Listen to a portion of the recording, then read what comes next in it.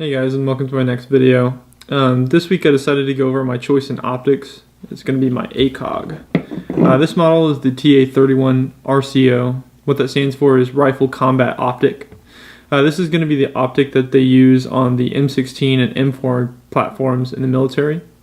It's a super solid optic. I really love how rugged it is. You know, I've fielded this, I say fielded this, but I've hunted with this optic, you know, drop my rifle or whatever, and I never worry about this either breaking or losing zero, just because you know how solid it is and its reputation with the military.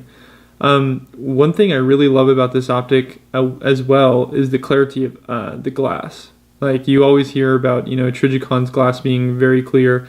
That's not just made up, it is true. And aside from the glass being clear, there are a few things that I don't really care for about this optic. And the number one is going to be the short eye relief. The eye relief of this optic, this particular model, is going to be 1.5 inches. Now what that means is basically you have to put your eye around 1.5 inches to see the reticle clearly. Now you can see when you put this on the upper, it doesn't really give you much room to put some backup iron sights if you want to run it that way. So that's kind of a pain, but that's something I don't really care for. And one more thing that I don't really care for about this optic is its performance in like close quarters applications. Like, me and my buddy, we went neck and neck with his EOTech EXPS, and he was able to get shots off much more quickly than I was, just because, you know, when you have a 4-powered optic and you're trying to shoot, you know, between 25 and 30 yards, when you pull up a target, so it doesn't really perform that well in close quarters environments. It's not bad, like I was able to make shots, but it just takes a little longer to, I guess, find your target when you're always zoomed in on 4-power. But one thing that I do care for about the reticle itself is going to be the bullet drop compensator. One thing you hear a lot about scopes, especially on the AR platforms, is field of view. And field of view is going to be when you're looking down the optic, downrange at a particular range, and this one is measured for 100 yards. But it's going to be how much can you see at 100 yards. This particular scope is going to be around 40 feet at 100 yards. It's not great, but it's also not bad. So that basically means you're able to see a 40-foot wide area when you're looking down at 100 yards.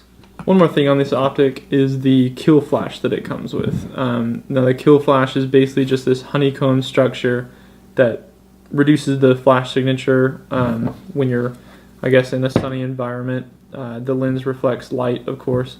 So basically you just slip it in this little groove right here. You wrap the elastic around it first.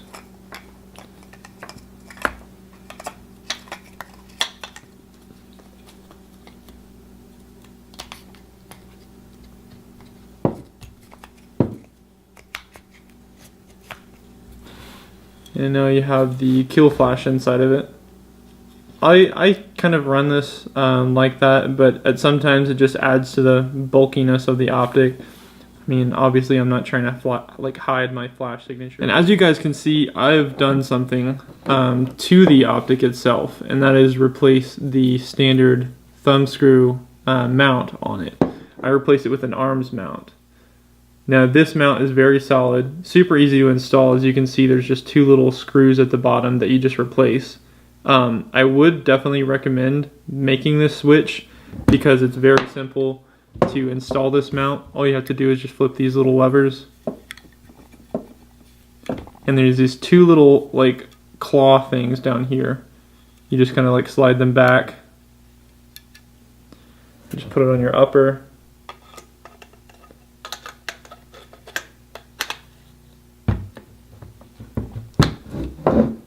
and just clamp it down. And that's your mount.